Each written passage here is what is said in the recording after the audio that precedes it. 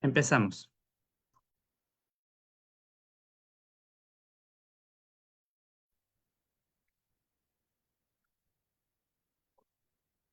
Buenas tardes. Sean bienvenidas y bienvenidos a quienes nos acompañan de forma virtual a las mesas de diálogo El Archivo como objeto de estudio. Este evento tiene como objetivo el presentar los resultados de proyectos de investigación y vinculación desarrollados en el marco de convenios realizados con instituciones de educación superior en torno al acervo documental y espacio institucional del Archivo Histórico Nacional del Ecuador. Este 2025, el Archivo Histórico Nacional ejecuta su programa de difusión cultural Archivos son Tendencia, reconociendo la importancia de estos espacios para la sociedad. Al ser custodios de la memoria colectiva del país, garantizan el acceso a la información, aspecto fundamental para la producción de conocimiento y el ejercicio de derechos. A continuación, doy la palabra a la magíster Alejandra Salazar, directora del Archivo Histórico Nacional, quien nos dirigirá unas palabras de bienvenida. Adelante.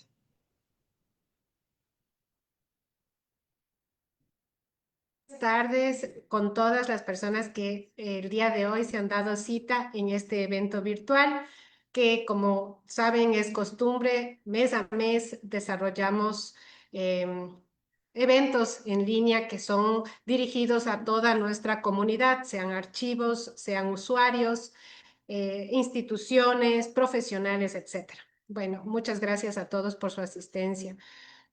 Quisiera un poco introducir al objeto de esta mesa, primero explicando que el archivo desde hace mucho tiempo se ha convertido en objeto de estudio no solamente de la disciplina archivística. El objeto del estudio de la disciplina archivística son los archivos, son los documentos. Sin embargo, también es objeto de estudio desde otras disciplinas, desde la historia, desde la sociología. Mucho se ha hablado del archivo, de este rol, de este rol que tiene en tanto procesamiento técnico de la información, y esta postura también un poco crítica a cómo estos procesos archivísticos van delimitando o posibilitando o imposibilitando la capacidad que tiene el investigador de hacer historia, de construir nuevos relatos.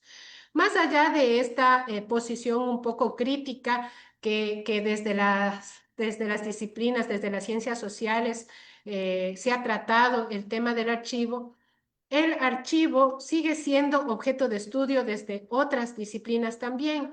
Y en ese marco, el Archivo Histórico Nacional de Ecuador ha motivado desde sus convenios, desde los convenios de vinculación con las universidades, con las instituciones de educación superior, y también creo que ha inspirado a otras instituciones con las que no tenemos convenios a estudiar este espacio de memoria social que es el Archivo Histórico Nacional.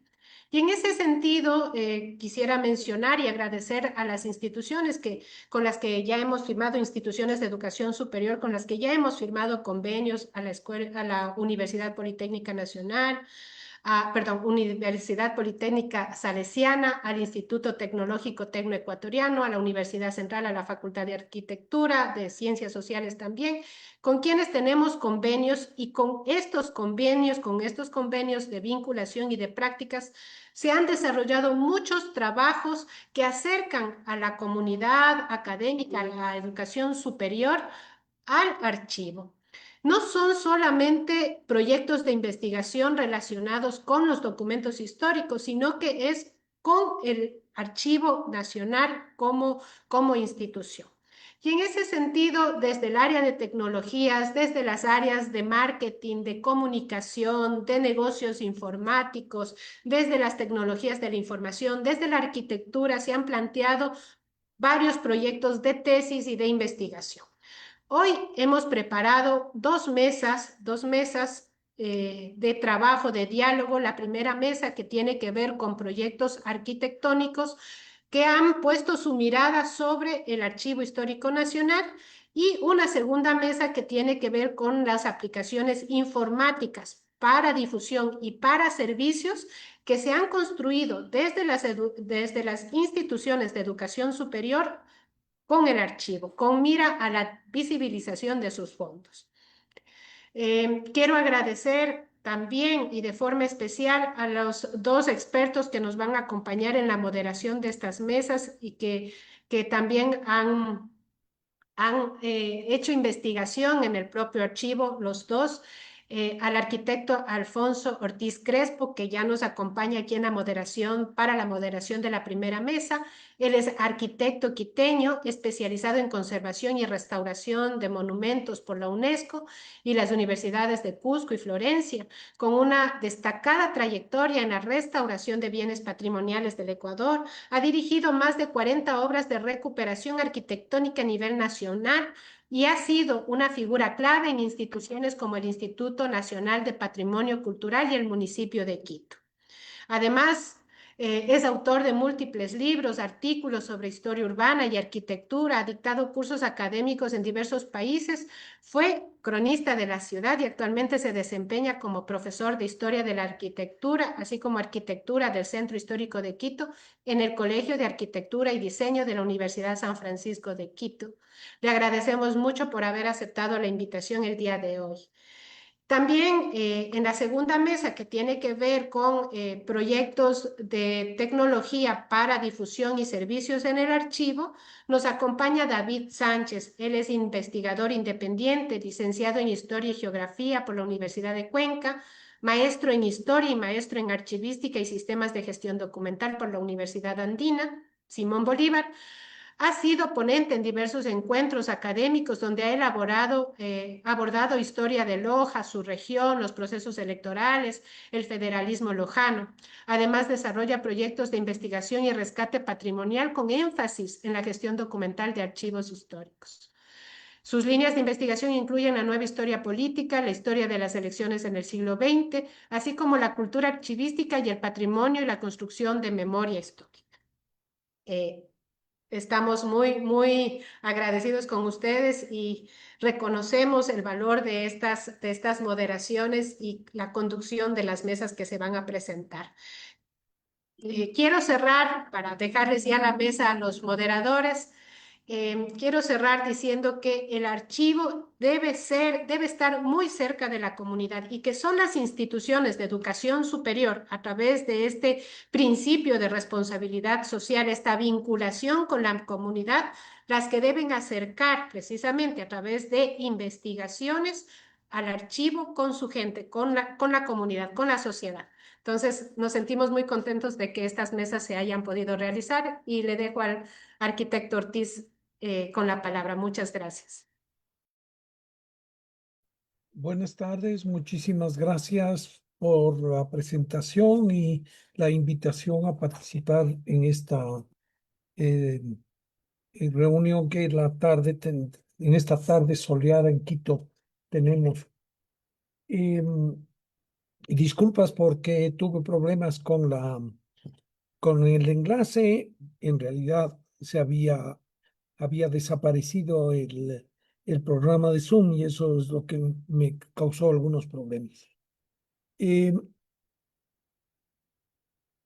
Estamos muy acostumbrados a opinar sobre cualquier cosa y más sobre temas históricos sin ninguna base y muchas veces con mucha fantasía y no solamente con fantasía, sino con una grandielocuencia que no solamente se refleja en las palabras, sino también en lo que se dice.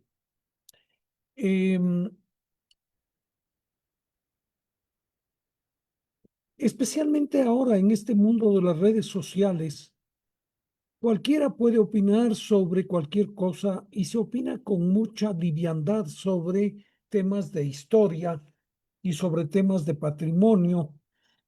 En mi caso,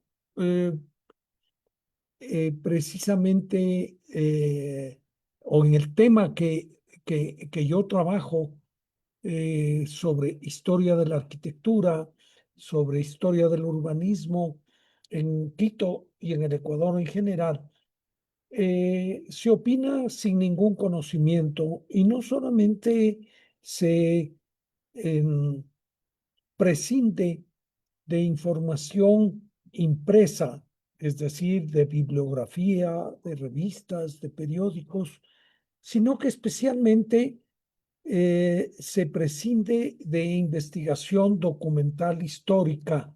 Y en el caso de Quito, concretamente, con la información, con la rica información que se ha salvado en el Archivo Metropolitano de Historia y obviamente en los miles de documentos que conserva el Archivo Histórico Nacional. Es indispensable trabajar sobre documentos. Es indispensable trabajar sobre la ruta, o mejor dicho, la huella que dejaron nuestros investigadores mayores. Pensemos en González Suárez, en Gijón y Camaño, en José María Vargas, cuando estamos precisamente tratando temas de historia patrimonial. Pero también hay otra cara en este problema y es la poca atención que el Estado ha dado a las instituciones que cuidan la memoria, a esas instituciones nacionales que se fundan y se refundan cada cierto tiempo y se comienza de cero como que no hubiera habido antes nada. Precisamente veíamos hace pocos días con un amigo un documento de la época del presidente Juan José, del presidente Vicente Rocafuerte, quien en 1838 crea el reglamento de la ley de educación del sistema de educación, donde se funda no solamente un museo nacional, sino también una biblioteca nacional y un archivo nacional. Estaríamos ya cerca de cumplir los 200 años de la creación de estas instituciones, pero curiosamente estas instituciones creo que todavía no llegan ni a la centuria. Y es porque nuestros gobernantes, una vez que nos independizamos de España, se dedicaron a mantenerse en el poder frente a la apetencia de sus enemigos de llegar al solio presidencial y poder usufructuar de esa situación de privilegio que significaba la presidencia de la República. No se diga todos los intentos nacidos del Congreso Nacional respecto a los temas culturales que nunca nunca aterrizaban en proyectos concretos con recursos concretos. La historia del Archivo Histórico Nacional es una historia permanente de pérdidas y solamente en las últimas décadas es que el archivo de alguna manera se ha consolidado gracias, entre otras cosas, al haberse separado, ¿no es cierto?, de la tutela de la Casa de la Cultura Ecuatoriana que le trató tan mal. Y cuando hablamos del patrimonio, por ejemplo, de Quito, sorprende saber que la Biblioteca Nacional, otra institución también muy maltratada, era la propietaria del edificio icónico que estaba en San Blas y que al pertenecer a la Casa de la Cultura, como una de las veces en que pasó de un lado al otro, a veces en la Universidad Central, a veces como institución independiente, a veces como parte del Ministerio de Cultura, como parte o de Educación, Cultura y Deportes, como es ahora, o como parte de la Casa de la Cultura. Llegó el alcalde Durán Ballén y le compró la Casa de la Cultura, el edificio, y la biblioteca tuvo que salir porque entre las cabezas de estas dos instituciones, el municipio de Quito y la Casa de la Cultura, decidieron que el edificio pasaba a manos del municipio por una cantidad X que no conozco, y el municipio se encargó de derrocar el edificio y la biblioteca tuvo que peregrinar y recibió la acogida de una institución que se destacó por su labor cultural en esa época como fue el Banco Central del Ecuador y su museo, que le prestaron a la Biblioteca Nacional el local del antiguo Banco Central que se había desocupado poco tiempo antes por la construcción del edificio del banco en la Alameda. Esas son las historias de nuestras instituciones. Ahora vemos y vamos a oír y vamos a ver las presentaciones que nos harán las tres personas que van a inmediatamente a presentar sus trabajos en cuanto a al Archivo Histórico Nacional, y que nos interesa mucho el conocer para saber por dónde van estas nuevas ideas que irán sin duda alguna a robustecer a esta institución tan importante para la memoria del país. Muchas gracias.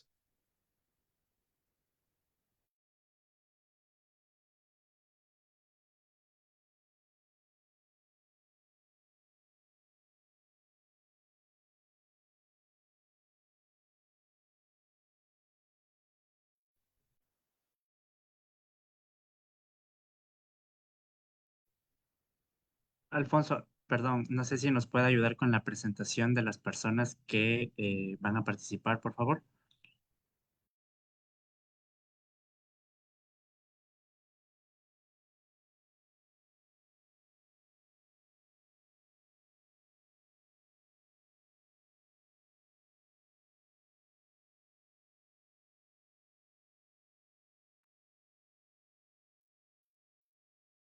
Perdón, creo que tuvimos un pequeño problema. En ese caso, yo voy a realizar la presentación de las personas que a continuación nos van a presentar sus proyectos. En ese caso, tenemos nuestra primera mesa de proyectos que tienen que ver con el ámbito arquitectónico. Esta primera mesa es acerca del desarrollo de proyectos arquitectónicos y está integrada por estudiantes graduados de arquitectura de la Universidad Central, Pontificia Universidad Católica del Ecuador y Universidad San Francisco de Quito. Vamos a escuchar a continuación a Maritza Balcázar. Ella es arquitecta por la Universidad Central del Ecuador, maestría en Teoría y Práctica del Proyecto de Arquitectura por la Universidad Politécnica de Cataluña. Es cofundadora del Fondo Documental de Arquitectura UCE, ganador del premio de Iberarchivos. Ella es autora y coautora de publicaciones orientadas a la arquitectura, pedagogías y el video como soportes de la memoria arquitectónica de la ciudad. Maritza, por favor, adelante. Buenas tardes, muchas gracias. No sé si ahí estoy conectada ya. Voy a compartir una presentación. Sí, sí está visible, gracias. Ok, gracias.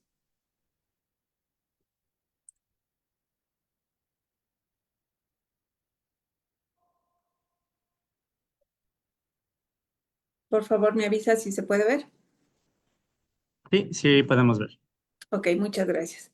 Bien, muchas gracias al Archivo Histórico Nacional del Ecuador por invitarnos a esta conversación. Creo que es importante, como ya ha mencionado el arquitecto Ortiz, el valor fundamental que tienen los archivos y que lamentablemente a día de hoy, digamos, ha remontado la importancia de estos fondos documentales. Sin embargo, yo me voy a permitir unos minutitos para comentarles cómo es que nosotros nos hemos vinculado al Archivo Nacional. Yo he puesto aquí algunas consideraciones sobre la memoria arquitectónica y documental y lo que esto constituye realmente en la historia y en la evolución de la ciudad y de la cultura.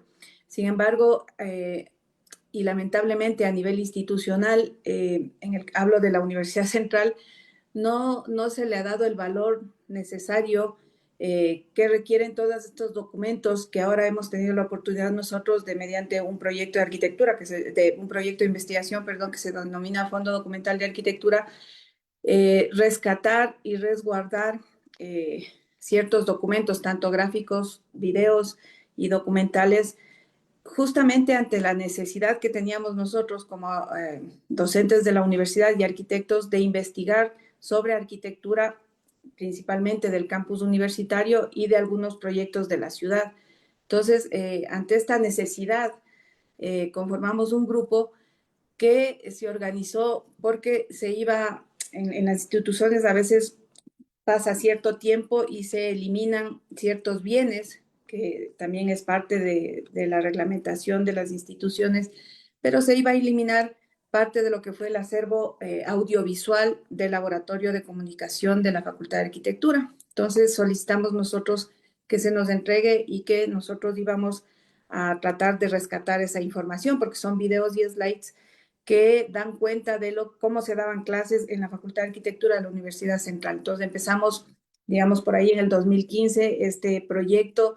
Hemos tenido que, para bien, digamos, postular a convocatorias internacionales como fue Iberoarchivos, y es ahí en donde yo conocí la labor del Archivo Nacional, porque el Archivo Nacional del Ecuador pues es parte de la mesa directiva de Iberoarchivos, quienes nos asesoraron y nos apoyaron y nos siguen apoyando técnicamente, porque nosotros somos arquitectos y no conocemos cómo, o no conocíamos en ese entonces cómo se trabajaba o cómo se podía crear este fondo documental. Gracias a Dios, ahora también ya estamos con un fondo nacional que ganamos también y formamos parte, así sea pequeñita, de los fondos y museos del país, ¿no? Entonces también hemos firmado el convenio con el Archivo Nacional para prácticas preprofesionales y vinculación con la sociedad.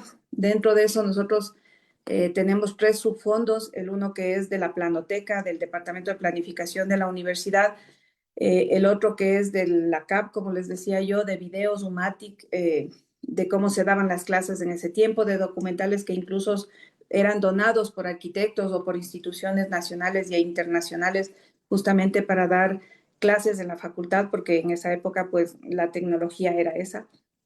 Y también los slides que eran el símil de las diapositivas como las que estoy presentando yo hoy, que daban los profesores clases y se clasifican en las diferentes áreas del conocimiento que tiene la facultad, ¿sí?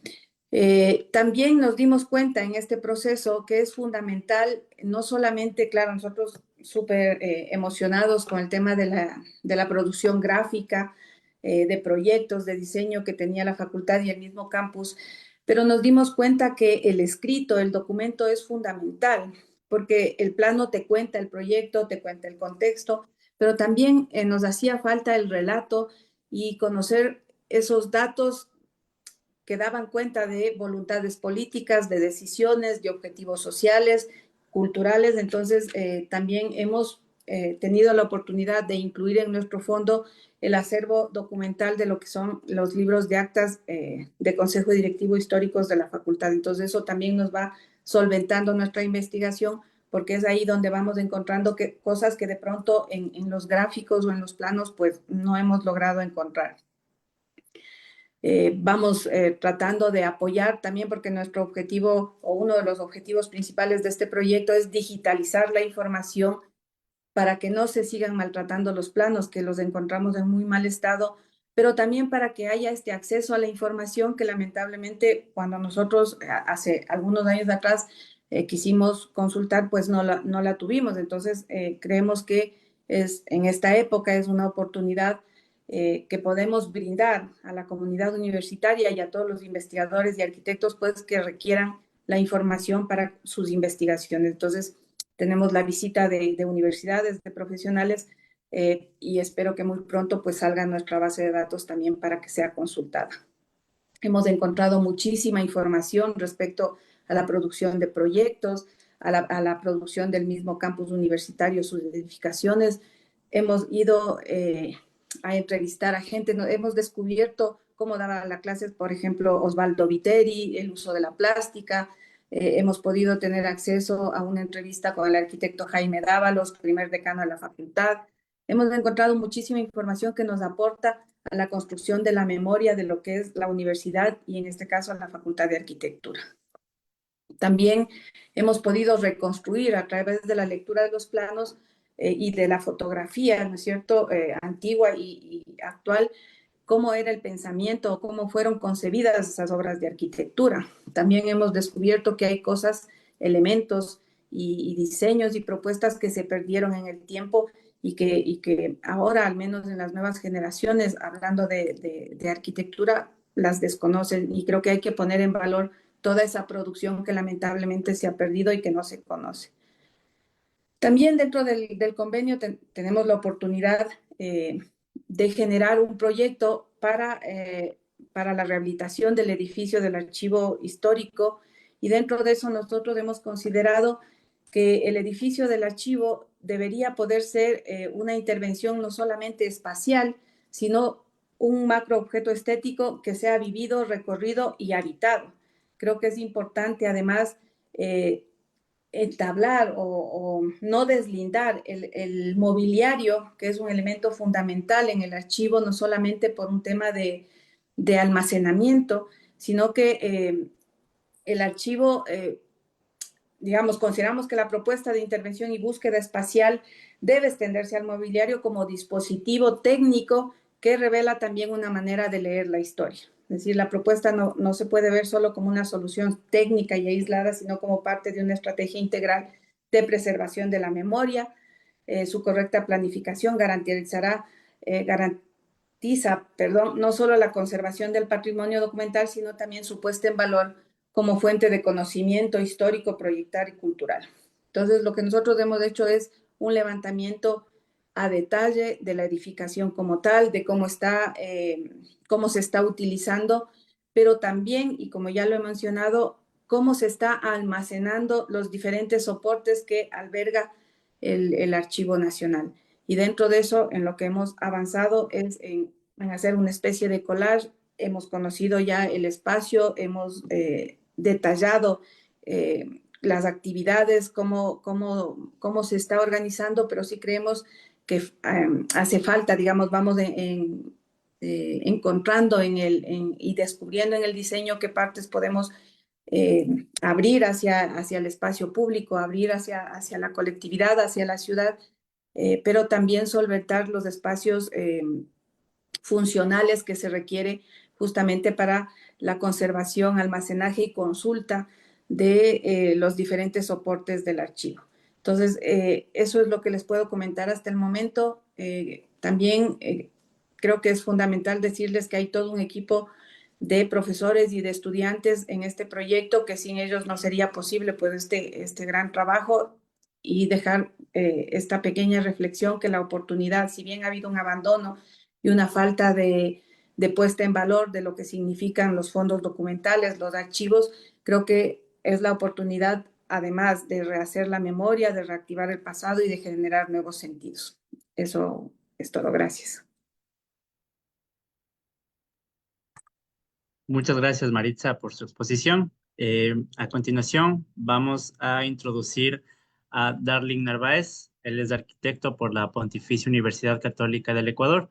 Su proyecto de titulación se trató sobre la rehabilitación del archivo, del edificio del Archivo Histórico Nacional del Ecuador, su conservación patrimonial e integración comunitaria. El tutor de su tesis fue el doctor Pablo Moreira, docente de la Pontificia Universidad Católica del Ecuador. Adelante, Darling.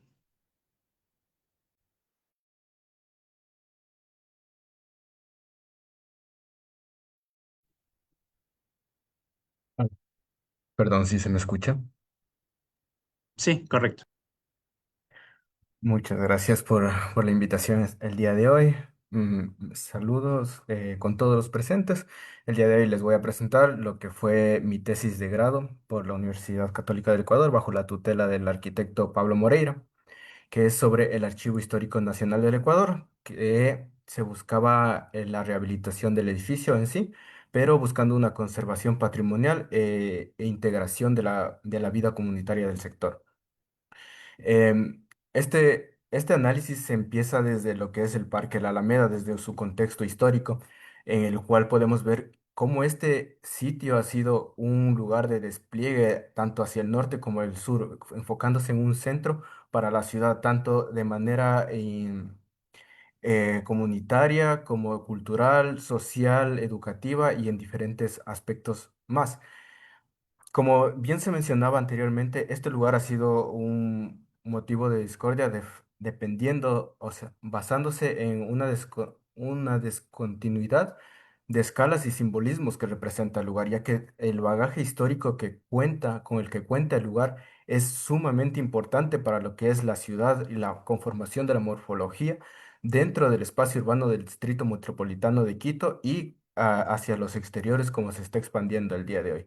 Dentro de esto se pudo hacer un análisis dentro del contexto del lugar, no solo tomando como referente el Parque La Alameda, sino hacia los dos extremos de la ciudad, tanto este como este, teniendo en cuenta que muchas partes del lugar, incluso al tener tantos equipamientos, tanto educativos, culturales y demás, se está procediendo al abandono y se está llevando a todos estos espacios hacia lugares más hacia el norte, por así decirlo. Igualmente con la demografía, con los espacios verdes, con la calidad de estos y cómo se integran al contexto urbano y al entramado de la ciudad, igualmente con la cantidad de equipamientos que existen en el lugar, con la cantidad de transporte que al día de hoy cuenta con este espacio, incluyendo metro, ecovía, y todos los demás sistemas de transporte por los cuales se puede llegar a este lugar, convirtiéndolo en un lugar central para lo que es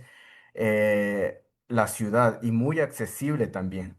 Entonces, bajo ese contexto se propuso una rehabilitación, no solo a nivel arquitectónico del edificio del Archivo Histórico Nacional, sino en un contexto un poco más amplio, donde se contextualizaban varios objetos arquitectónicos que estaban tendiendo al olvido dentro de este sector. En cuanto a esto, yo me enfoqué más en lo que es el Archivo Nacional per se. Entonces, como ya se mencionaba, es un lugar público, pero al mismo tiempo preservado, en el cual se almacena todo el conocimiento y toda la historia de lo que es la República del Ecuador, ese abanico de, de legajo técnico que existe dentro del lugar está conservado aquí y es por eso que al día de hoy se considera que debe tener un mayor realce o eh, una mayor apreciación sobre lo que se trabaja ahí, pero dentro de un contexto comunitario, dentro de la que la gente conozca qué se hace en el lugar y conozca lo que se vive en el lugar y cómo se conserva la historia del país. Entonces, bajo esta metodología, lo que se hace es una línea histórica en la cual se va ordenando y vemos que el edificio ha sido uno de los primeros, por así decirlo, fue la punta de lanza dentro de la manzana, el cual innovó en muchos aspectos, tanto como en uso de materiales que al día de hoy tal vez muchos edificios más utilizan la misma cantidad de material, contextualización y demás, pero el edificio fue muy innovador en su momento y transcurrido el tiempo se fue adaptando a varios contextos hasta convertirse al día de hoy en lo que es el Archivo Histórico Nacional.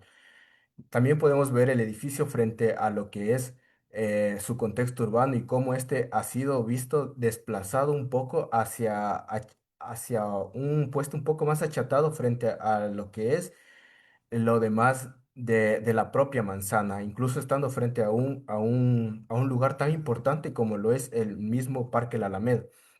Entonces, con todo esto, el contexto histórico básicamente es uno que se ha podido recabar en el cual se va dando este cambio de actividades, por así decirlo, y el cual va conformando el archivo dentro de sí.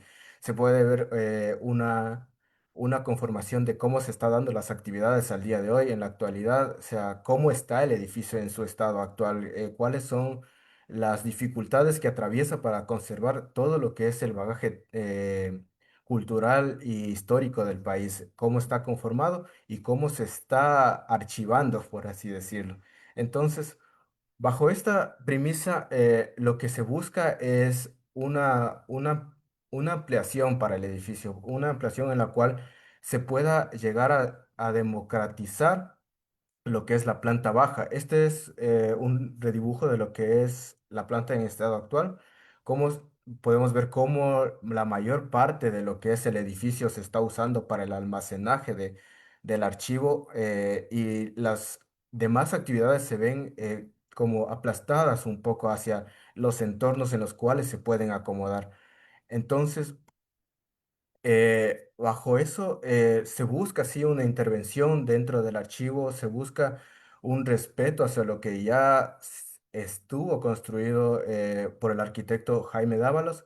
Entonces, se busca restablecer también ciertas ideas originales dentro del archivo para que se pueda llegar a una contextualización dentro del sitio mucho más democrática para la gente, con una accesibilidad mucho mejor, pero manteniendo el sistema que tiene que tener el archivo dentro de lo que es el lugar, dando así lugar a espacios como estos, que dentro del el edificio se vuelve un lugar más comunitario en sus primeras plantas, tratando de preservar ese archivo, tratando de dar a conocer y dar esta interacción viva hacia lo que es las demás plantas que al día de hoy son usadas como archivo, pero sin descuidar todo lo que es mismamente el archivo. Entonces, todo eso se conserva bajo una nueva estrategia de almacenamiento,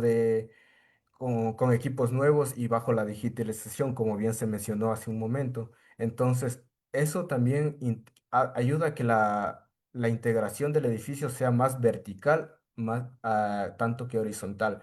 Entonces, bajo ese concepto se almacenan nuevas cosas. En la parte de arriba, que es como un bloque secundario, es donde se llegan a almacenar todos los todo lo que es bagaje técnico, histórico y demás dentro de lo que es el archivo. Y el antiguo archivo se vuelve este lugar de democratización del espacio para que la gente se involucre más dentro de él.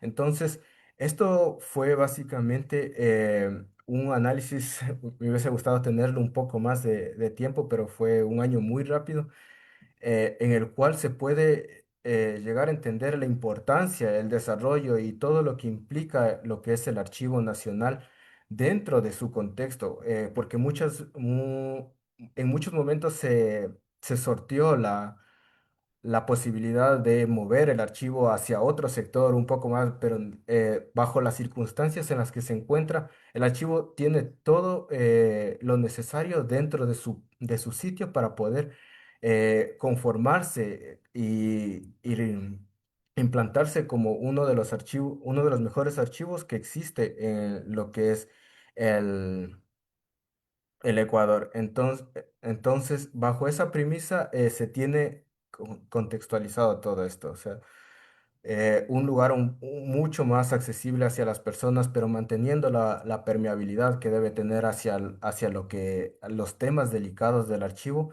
y hacia lo que es la comunidad en la cual está conviviendo el edificio. Eso sería todo por parte de mí. Muchas gracias por escucharme. Muchas gracias por su exposición, Darling, sin duda muy interesante. A continuación, damos paso para finalizar esta mesa a Nina Erazo.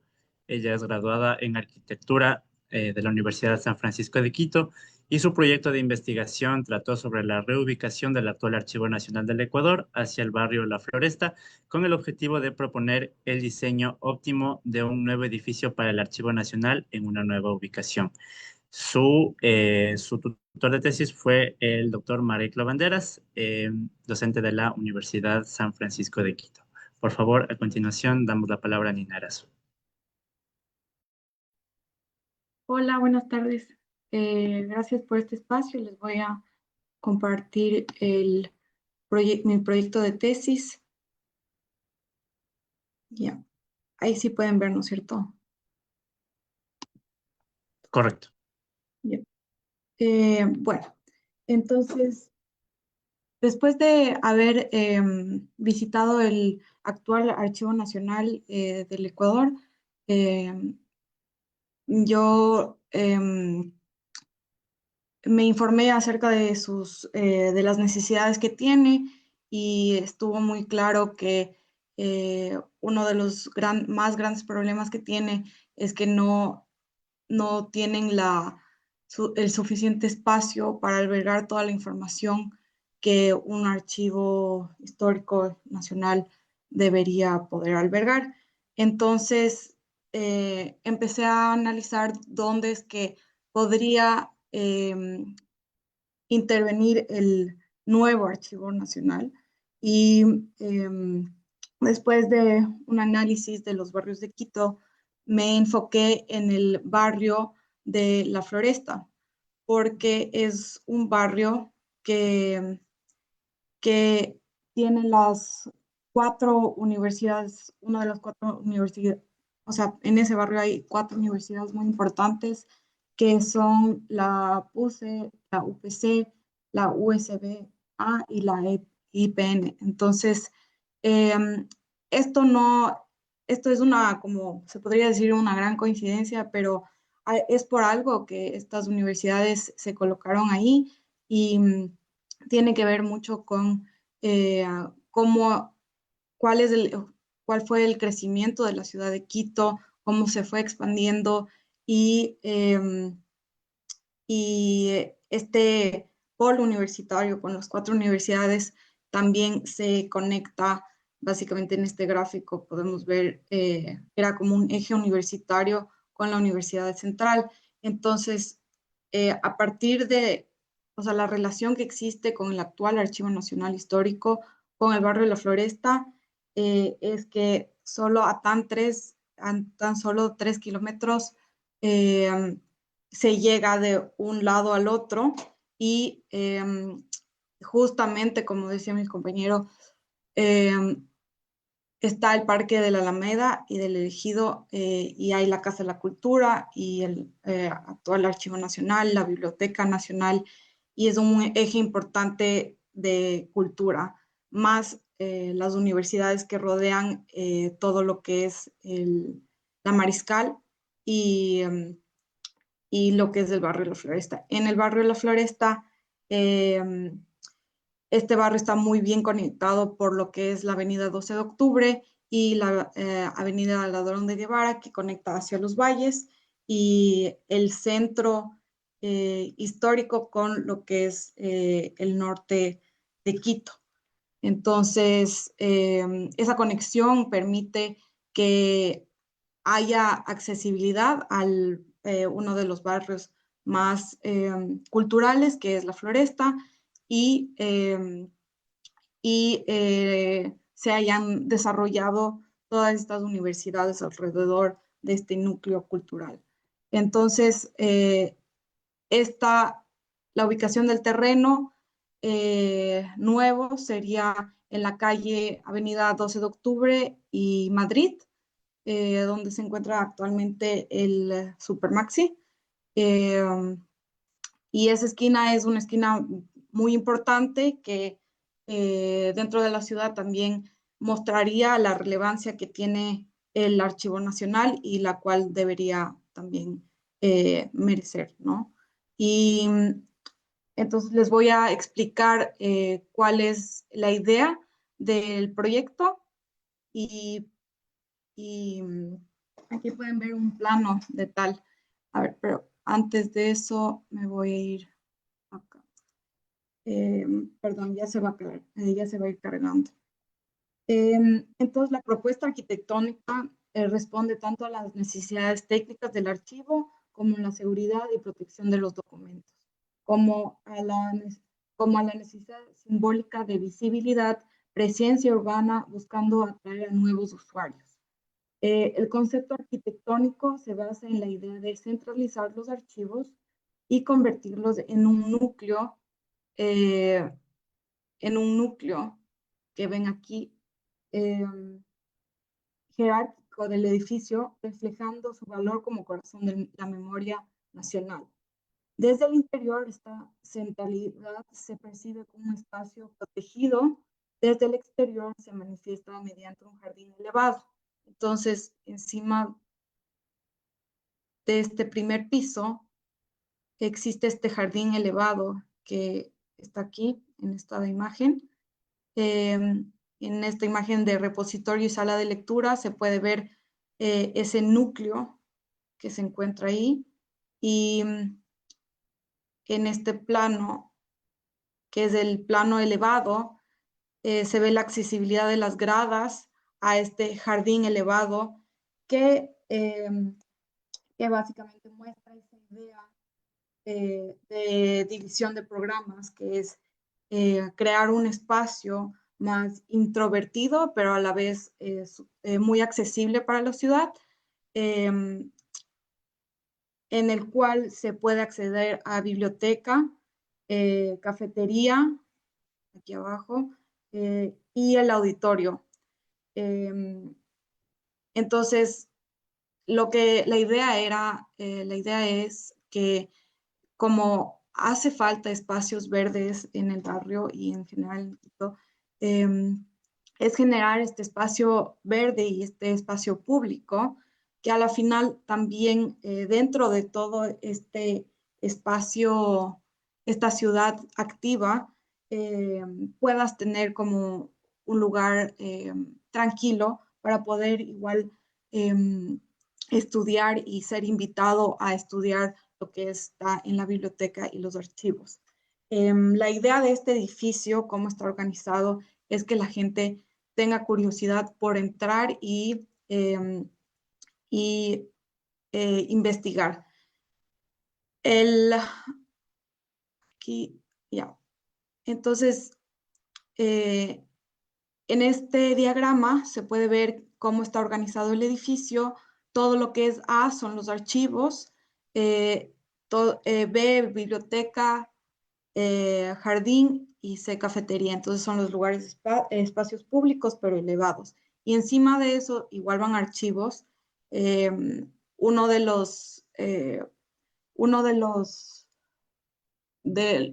problemas con los que más me enfrenté fue cómo hacer que este edificio, a pesar de que mm, necesita ser tan grande, pero cerrado, porque los archivos no necesitan luz directa, sea igual un edificio abierto y que no sea totalmente hermético cerrado. Entonces, eso fue una de las preguntas con las que me batí y, eh, por eso surgió la idea de poder hacer este espacio en donde traspasas del edificio y también solo puedes eh, pasearte si quieres, pero también puedes desde arriba, desde los jardines, ver a través de este vidrio hacia abajo qué es lo que está pasando debajo, que están archivados los archivos que se ven en esta planta de aquí. Y también necesitaba que la luz del exterior entre a estos espacios que se encuentran en los subsuelos. Entonces, todas estas ideas a la final tienen el propósito de generar un edificio que sea digno a lo que es la representación de toda esa historia y memoria que resguardan y poder darles un espacio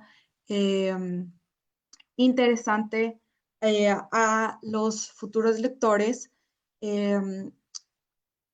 colocarlo en un terreno que también sea muy conectado con la ciudad de Quito, muy fácil de acceder y en especial eligiendo este terreno, poder hacer un vínculo más fuerte con los estudiantes que rodean ese barrio, porque uno de los problemas principales de ese barrio también es que los estudiantes fuera del campus universitario no tienen a dónde ir. Entonces sería también una invitación a ir a este nuevo edificio para los archivos. Muchas gracias. Ahí termino. Muchas gracias, Nina, por su intervención. Agradecemos a los tres participantes por su tiempo y doy la palabra al doctor Alfonso Ortiz para una reflexión final. Muchísimas gracias. Primero quiero felicitarles a los tres expositores, a Maritza Balcázar, a Darlene Narváez y a Nina Erazo.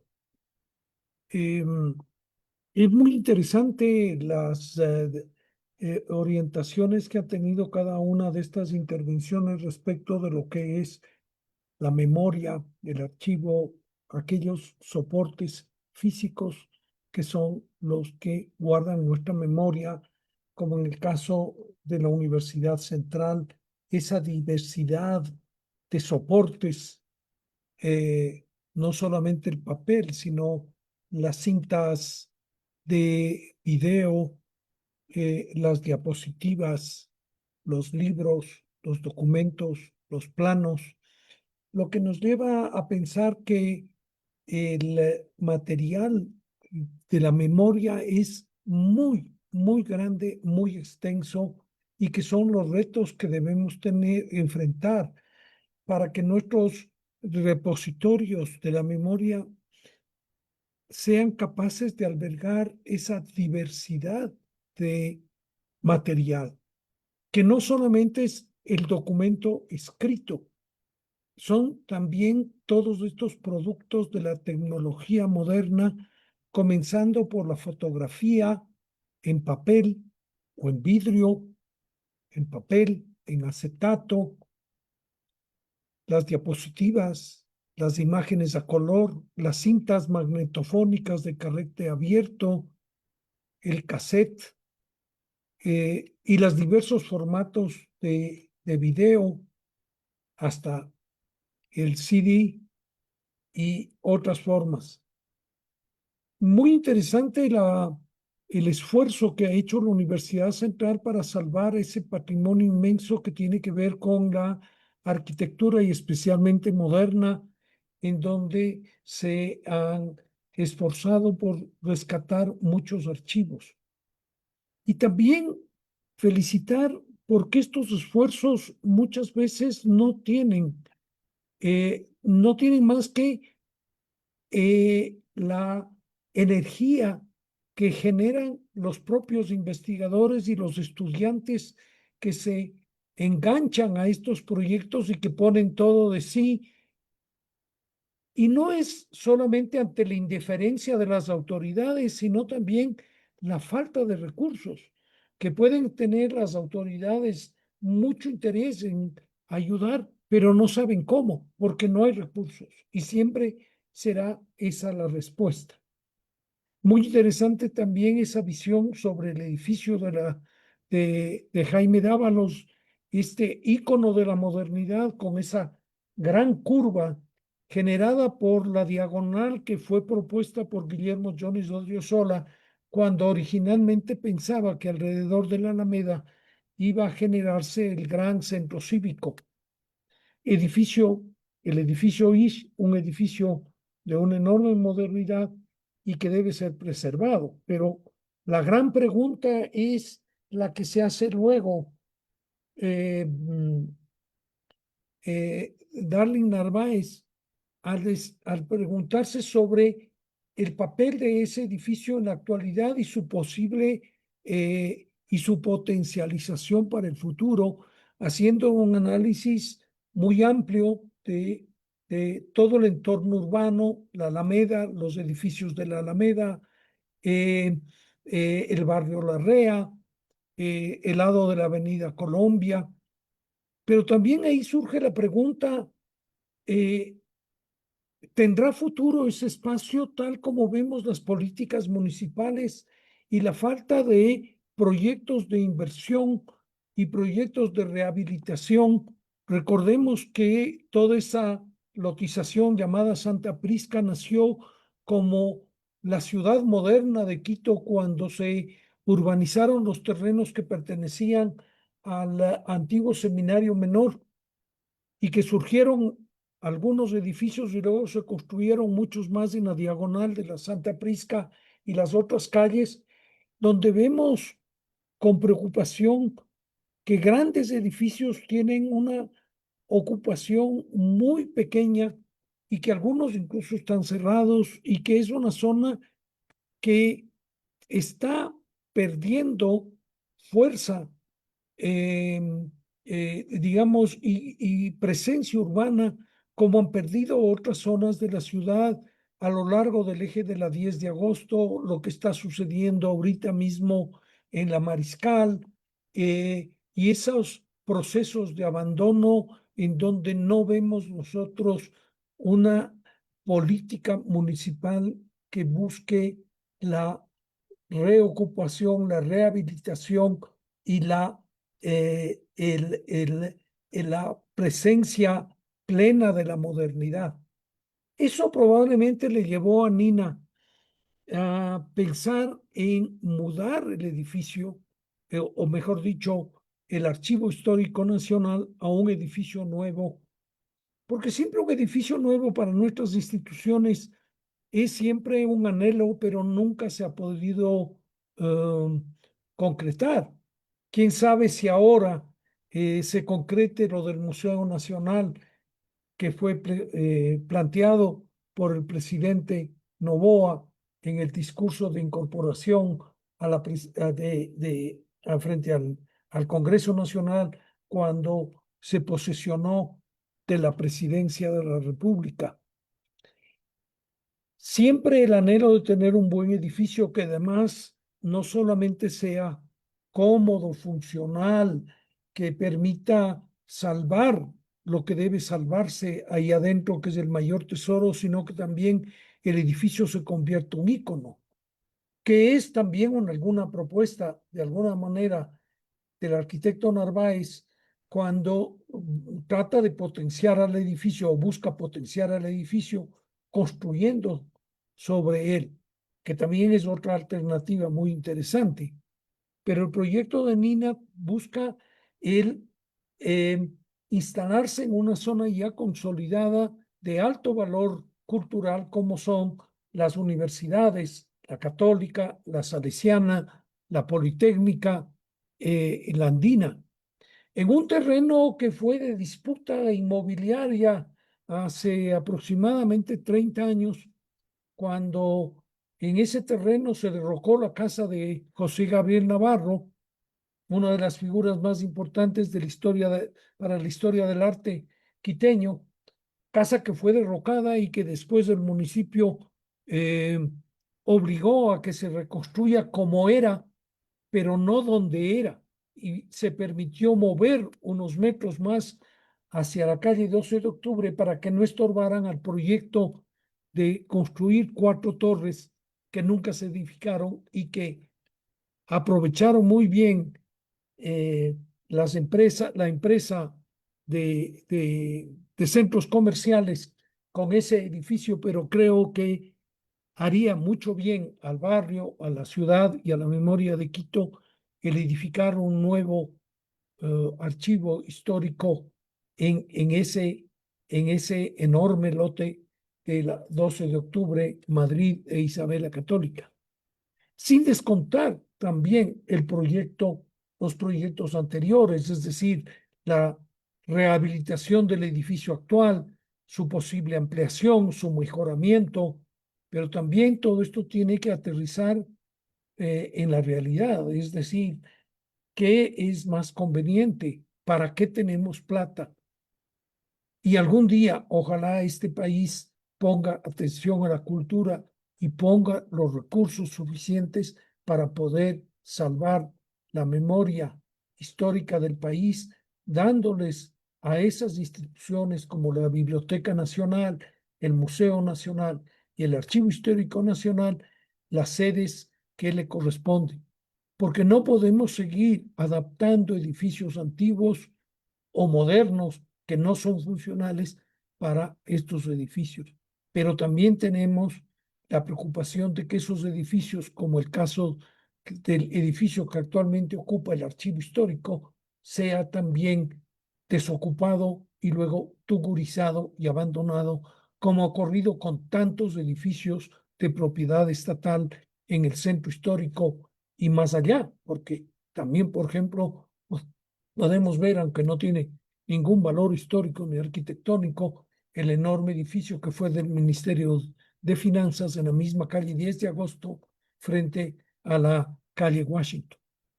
Pero quiero nuevamente felicitarles a los expositores y al Archivo Histórico Nacional por esta iniciativa. Muchas gracias, Alfonso, por su tiempo en moderar esta mesa. A continuación, doy la palabra a David Sánchez, quien nos va a ayudar con la segunda mesa de esta jornada de diálogo. Adelante, David. Gracias, Jonathan, y gracias también al Archivo Nacional por esta iniciativa. Solo una pequeña reflexión también para agregar a la primera mesa de las reflexiones que se han mencionado. Yo lo que veo más bien es también que hay un importante elemento clave que tiene que ver justamente con la arquitectura, ¿no? Relacionarse o invitarnos a pensar que no solamente es preservar documentos con una buena infraestructura o con edificios adaptados o nuevos, sino también de proyectar espacios, ¿no? Que inviten a la memoria, el aprendizaje y la apropiación social de nuestra historia. Bien, ahora sí, doy la bienvenida a la segunda mesa, donde nos vamos a centrar en las herramientas informáticas y las nuevas formas de difusión y servicios desde el Archivo Histórico Nacional. Ustedes saben que actualmente vivimos en una época en la que la memoria ya no está atada únicamente al papel y no está limitada tampoco a las paredes de un edificio. Hoy los archivos tienen que trascender o trascienden los límites físicos y comienzan a habitar el espacio digital, un territorio sin fronteras, abierto a la curiosidad de cualquier ciudadano, investigador o estudiante sin importar su ubicación geográfica. Hace apenas 2 décadas, yo me acuerdo que acceder a los fondos de un archivo histórico suponía desplazarse físicamente, consultar índices en papel, esperar la localización de los documentos, lidiar con los procesos burocráticos, pero hoy gracias a, bueno, la administración actual, el avance tecnológico y las políticas como la transformación digital del Estado ecuatoriano, los archivos públicos están llamados a innovar en sus servicios, democratizando el acceso y haciendo efectiva la transparencia y la participación ciudadana.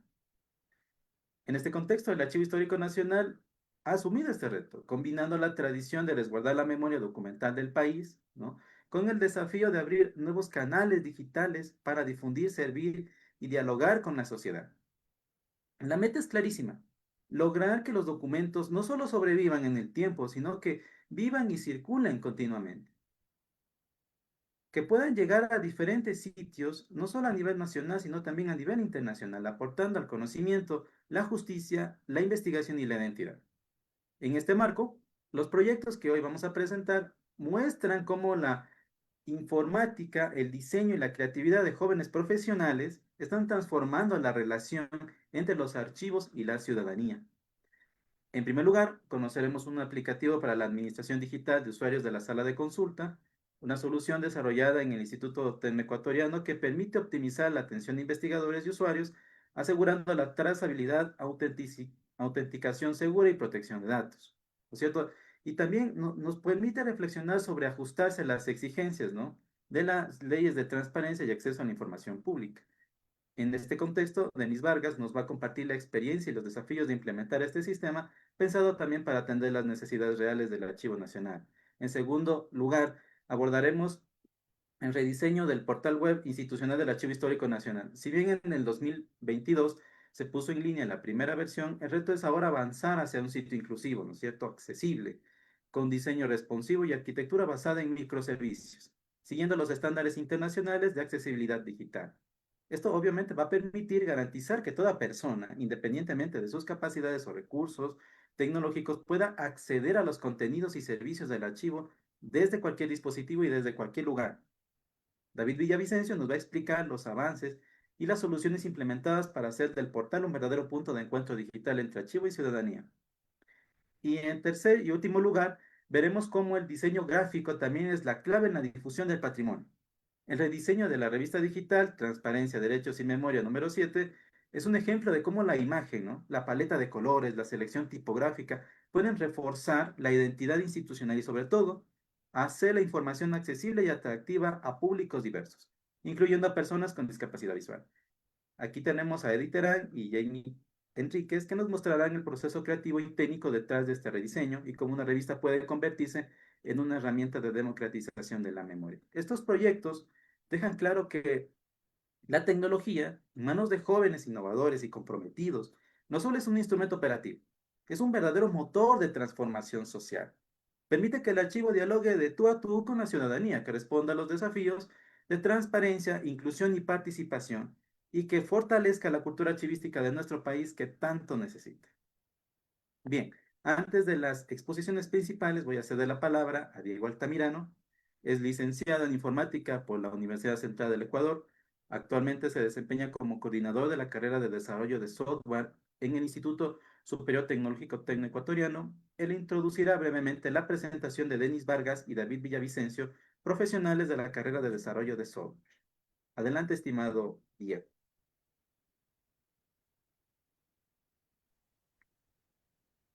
Muy buenas tardes. Bueno, no puedo activar la parte del video, pero bueno, vamos a dar inicio. Muchas gracias por la parte de la presentación y la invitación a este evento por parte del Instituto Superior Tecnológico Tecnoecuatoriano. La carrera de desarrollo de software tiene como objetivo fomentar profesionales capaces de diseñar e implementar soluciones tecnológicas innovadoras con un enfoque práctico y orientado a las necesidades del entorno, ¿no? Dentro de la parte de este marco, pues la práctica profesional de la carrera, el instituto impulsa proyectos que permiten a los estudiantes aplicar estos conocimientos en entornos reales y fortaleciendo su formación técnica y profesional. Dado que gracias al convenio con el Archivo Histórico Nacional de Quito, los estudiantes están participando activamente en procesos de digitalización y gestión de documentos patrimoniales, contribuyendo hacia la preservación de la memoria histórica del país. Y como parte de este proceso se presentarán los resultados del trabajo realizado, evidenciando el compromiso institucional con la formación de calidad y el aporte social de la educación tecnológica. Gracias. Gracias, estimado Diego. Muy bien. Ahora vamos a pasar a nuestro primer expositor, Denis Vargas.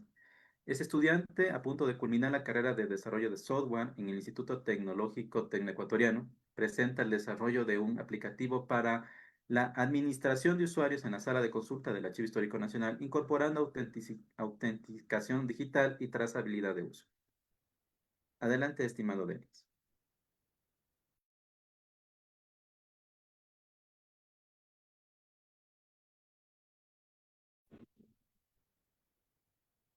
Ya, muy buenas tardes. Soy estudiante del Instituto Técnico Ecuatoriano, también fui pasante en el Archivo Histórico Nacional y bueno, yo realicé este programa, este proyecto en conjunto con el Archivo Histórico Nacional para, como proyecto final, como mi tesis. Entonces, el objetivo principal de este proyecto era mejorar el sistema anterior, ya que a mí como programador y como pasante me tocó actualizarlo. Y la verdad fue muy difícil porque el código era muy monolítico, no tenía comentarios, y eso para un desarrollador es un poco complicado poder entenderlo. Entonces, con base a eso, tomé la decisión de migrar de PHP a Node.js, que es con JavaScript. Entonces, eso nos va a facilitar a todos los, digamos, pasantes, porque el archivo histórico utiliza los pasantes para modificar los sistemas, porque así podemos entender digamos, el mundo laboral, cómo se desenvuelven ese tipo de entornos. Entonces, como podemos observar en el antiguo sistema, para un usuario que es, digamos, que lo visita por primera vez, se va a topar con todo esta sección de búsqueda. Entonces, para él es muy difícil saber en dónde se encuentra, digamos, el, la sección de cacicalgos. Entonces, tiene que preguntar a los custodios, toma más tiempo. Entonces, en el sistema actual, simplemente podemos hacer esto. Entonces, es una búsqueda dinámica donde nos facilita para los usuarios que desconocen, estudiantes, investigadores que van por primera vez, nos facilita encontrar de una manera más ágil, de una manera más rápida, los documentos disponibles. Entonces, anteriormente se tenía que dar el clic en solicitar, revisamos los documentos que todo en orden y ahí se solicitaba un documento a la vez. Entonces, este era un problema. Entonces, la solución fue que se puede seleccionar de manera, mediante este checkbox, un máximo de 5 elementos. Si necesitamos más información, damos aquí información, nos da toda esta información adicional.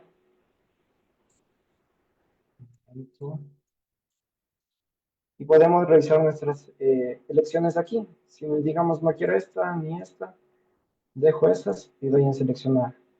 Entonces, eso para el usuario, para los investigadores, es algo mucho más fácil de manejar, mucho más fácil de entender. Adicionalmente, también se dejó el filtro anterior porque hay personas que, digamos, que ya conocen y es opcional poder usarlo también. También se dejó esa opción. Entonces, aquí en la parte de solicitudes, vemos que están todos los documentos seleccionados. Ya, también se agregó la parte de modificación de los datos de usuarios, que anteriormente no contaba con eso. Adicionalmente, se agregó también una seguridad, porque antes las contraseñas se guardaban en texto plano y eso es muy inseguro. Entonces ahora, mediante código se encriptan las contraseñas y es mucho más complicado poder acceder entonces para alguien que no sea el usuario. También tenemos, se agregó esto que anteriormente no estaba, que era la recuperación de contraseñas. Aquí podemos agregar el, el nombre de usuario o cédula y se va a enviar y se enviará la contraseña, el correo electrónico que se registró. Entonces, eh, aquí podemos ver cómo el código anterior tenía más de 1000 líneas de código, sin comentarios, y para un pasante es un poco complicado poder entenderlo. Entonces, en el nuevo sistema me di la tarea de ir comentando línea por línea las cosas importantes para que se puedan entender. Y se realizó con una arquitectura en VC, que donde el backend está en Node.js con JavaScript y el frontend se usa con React, que también usa JavaScript, o si quieren se puede utilizar TypeScript. Entonces, eso sería el proyecto donde se maneja y digamos, se mejora tanto para el usuario y los desarrolladores. El usuario mejora la accesibilidad, se puede diseñar de una manera más ágil, tiene una mejor, digamos, interfaz, y para los desarrolladores se puede entender el código de una mejor manera, se puede realizar mejores modificaciones si se requiere. Entonces, ese sería el proyecto que realicé y muchas gracias. Muchas gracias, estimado Denis. Muy interesante la iniciativa de mejorar la accesibilidad a la plataforma de búsqueda, ¿no? Y ustedes tienen que saber que generalmente para los archivistas quedarnos con la teoría es a veces complicado, ¿no? Porque queremos trasladarla a un sistema y esperamos que el usuario se la juegue. Entonces, estas iniciativas, ¿no es cierto?, permiten, a partir de la innovación y también la identificación adecuada de las dificultades de los usuarios, permite generar herramientas innovadoras y soluciones prácticas y muy bien pensadas. Gracias, Denis. Ahora vamos a pasar con el siguiente ponente, David Villavicencio. Es graduado de la carrera de Desarrollo de Software en el Instituto Superior Tecnológico Ecuatoriano. Estuvo encargado del diseño y puesta en marcha de la primera página web del Archivo Histórico Nacional en 2022. Adelante, estimado David. Em, Buenas tardes, ¿cómo están? Déjenme compartir la pantalla primero.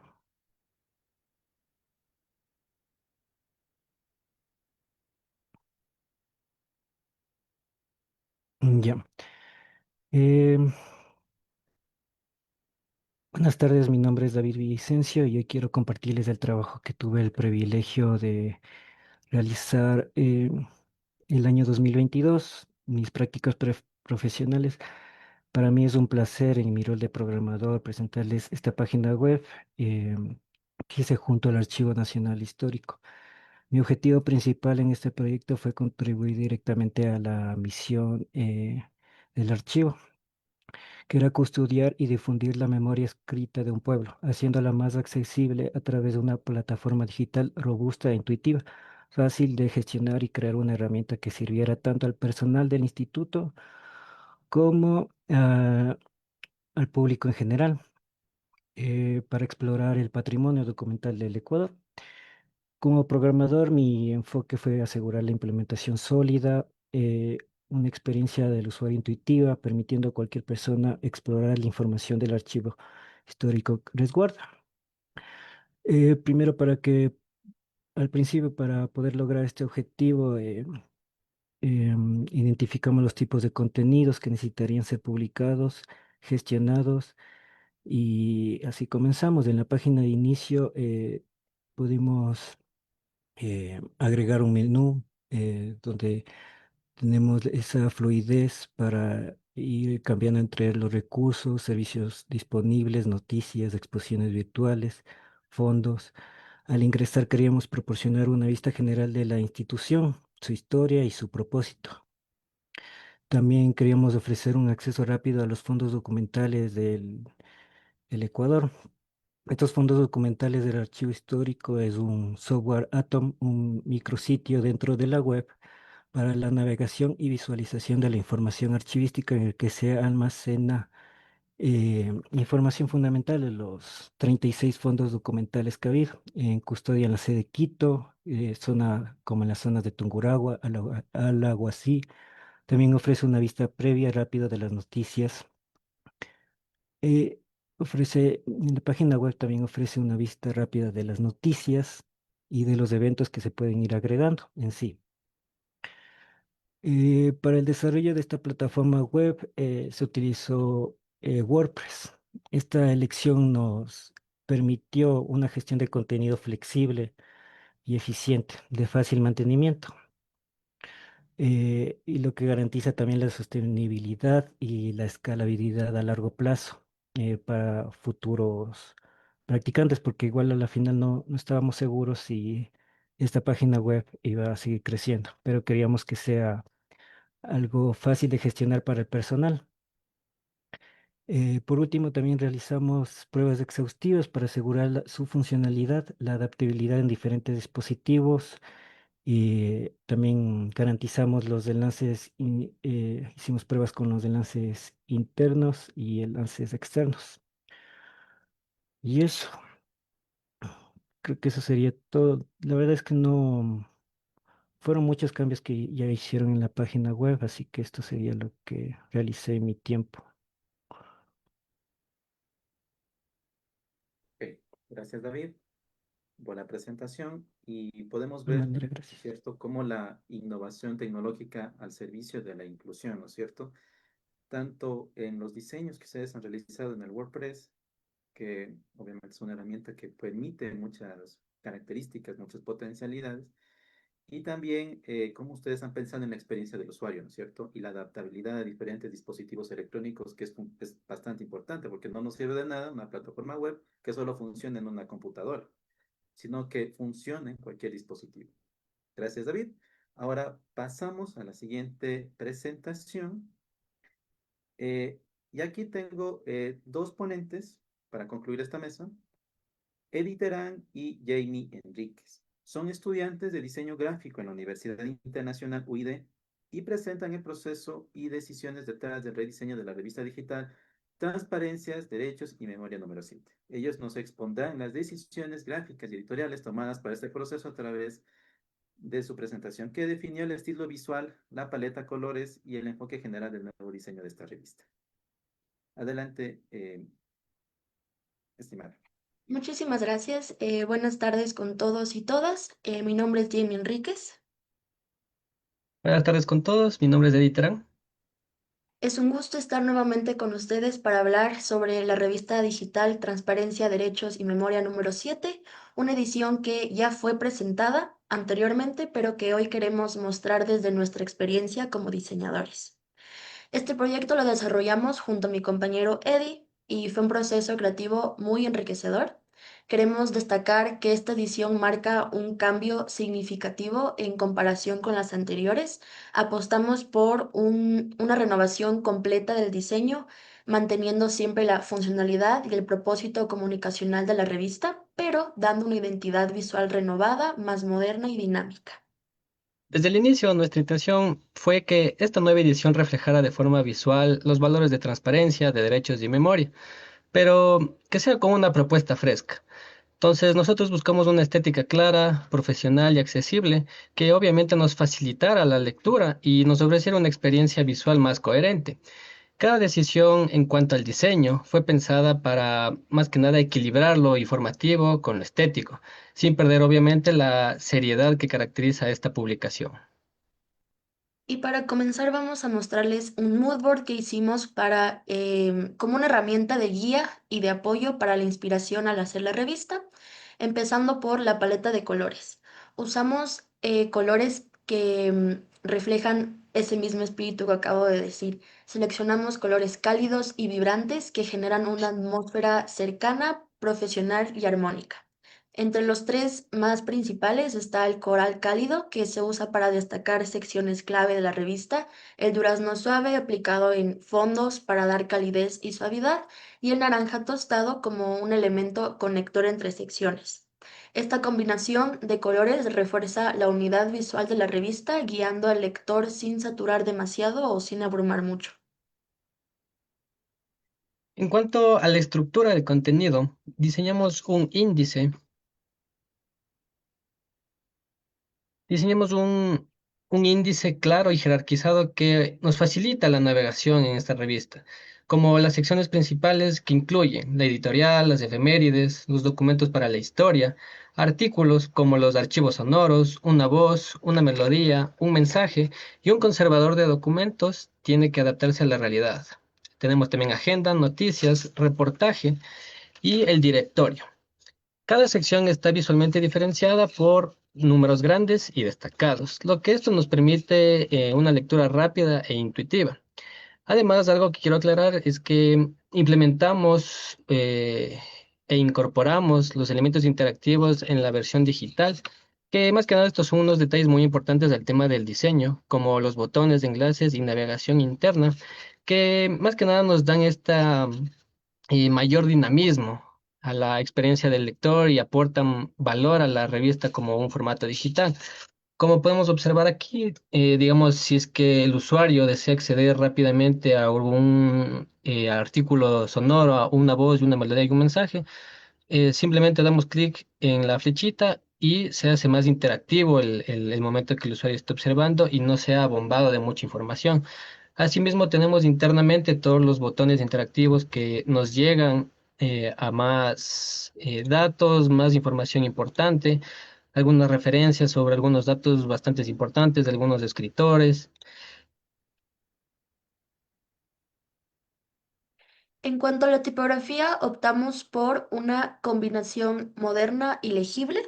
Usamos estáchiles para los títulos, que es una fuente sans serif con muchísima personalidad, como podrán ver en la pantalla, y la clásica Montserrat para el cuerpo del texto, que garantiza primero claridad y buena lectura en pantalla.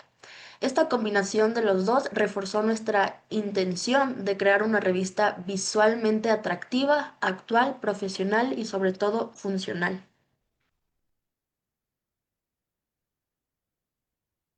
Uno de los desafíos que más nos llevó, más importantes, fue renovar por completo esta estética, obviamente sin perder de vista el propósito que teníamos en la revista. Todos nosotros queríamos algo visualmente impactante, pero obviamente respetuoso con los temas tratados. Y obviamente estamos muy orgullosos y muy contentos con el resultado y creemos que logramos ese equilibrio entre forma y fondo. Y mientras Eddie va pasando la revista, las hojas para que puedan observar, no queremos cerrar sin agradecer al equipo del Archivo Histórico Nacional del Ecuador por la confianza y apertura durante todo el proceso. Esta edición fue diseñada con muchísimo cuidado, atención al detalle y respeto por el contenido que tiene, y nuestro objetivo siempre fue aportar valor desde el diseño, ayudando a que la información llegue de manera clara, atractiva y memorable. Y también queremos compartir con ustedes que ya está publicada la revista número 8 y darle el mérito que se merece a una persona muy especial para nosotros y para mí más que nada. Es una diseñadora también gráfica de la Universidad Internacional, Gaela Moncayo Cadena, que ella fue la encargada, la diseñadora de realizar la siguiente revista número 8 de Transparencia, Derechos y Memorias, con el tema central de archivos médicos, que obviamente también continúa con esta línea de diseño renovada y que sigue evolucionando visualmente con base en lo que aprendimos en esta edición. Así que les invito a que vayan a revisarla. Y gracias por su atención. Esperamos que disfruten esta edición, la 7 y la 8, como dijo Eddie, tanto como nosotros y Gaela Moncayo disfrutamos diseñarla. Muchísimas gracias por su atención. Muchas gracias, Eddie y Jamie. Qué interesante, ¿no? Para que ustedes puedan reflexionar, amigos, el proceso creativo, ¿no es cierto? Para rediseñar una revista no solamente se basa en cambiar el color de la misma, es todo un proceso, ¿no es cierto? Que tiene que buscarse coherencia entre elementos, entre contenidos y obviamente como parte, ¿no es cierto?, de los archivos y como la transmisión de la memoria de la ciudadanía, como ustedes saben, siempre se necesitan herramientas funcionales, herramientas que puedan llegar al servicio de la comunidad y que sean accesibles también. Entonces, gracias Eddie y Jamie por esta presentación muy creativa. Me parece que tienen un proyecto muy funcional y muy interesante que obviamente espero que lo puedan replicar también en otras instituciones culturales que les hace falta, pero en gran cantidad. Bien, para terminar, voy a decirles algunas reflexiones finales de estas presentaciones para ver si ya podemos pasar a un espacio de preguntas, ¿no es cierto? Primero que nada, la digitalización como acceso democrático, ¿no es cierto? Las herramientas digitales transforman el archivo de un espacio físico a un servicio abierto, continuo, que sea medible. El aplicativo de la sala de consulta presentado, por ejemplo, por Denis Vargas, no solo moderniza la atención al público, facilita la recuperación de la información y con gran agilidad, debo añadir, agrega aspectos de seguridad importantes, agrega innovación. Ahora, también hablemos de la innovación tecnológica al servicio de la inclusión y también de la interacción. Como David Villavicencio nos mostró esta plataforma web, con estándares de accesibilidad que sirvieran no solamente a la institución, sino también al público en general. Esto hace que el archivo sea realmente de todos, que sea fluido en el acceso de sus fondos, así como la visualización de la descripción documental que lleva a cabo actualmente el Archivo Histórico Nacional con esta nueva norma que surgió en el 2024. Y también demuestran cierto compromiso también con la experiencia del usuario y la sostenibilidad y la adaptabilidad a diferentes dispositivos. Luego vimos la estética funcional con impacto institucional, ¿no es cierto? Eddie y Jamie nos llevaron por el proceso creativo del rediseño de la revista. Transparencia, derechos y memoria, que sea atractiva, funcional, destacando que la presentación del contenido no es un adorno. Cada elemento está bien pensado, respetando los contenidos. Con identidad visual patrimonial, tipografía libre y formatos accesibles. Lo que hace que esta publicación realmente se convierta en una extensión poderosa del archivo en conexión con la ciudadanía. Entonces, aquí ustedes ven en esta mesa un panorama integrador sostenible, ¿no? 3 iniciativas muy interesantes, una aplicación, un portal web, una revista digital accesible. No son proyectos aislados, forman parte de un mosaico coherente de transformación digital archivística. El Archivo Histórico Nacional, al alinear estos desarrollos con políticas públicas de transparencia y digitalización, está construyendo una ruta sostenible que exige pilotaje evaluado, ¿no es cierto?, y un escalamiento institucional y que tranquilamente puede ser replicable en otras instituciones del país.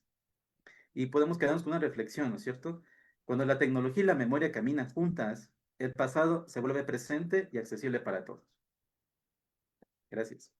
Bien, le devuelvo la palabra a Jonathan para ver si podemos tal vez una pequeña ronda de preguntas.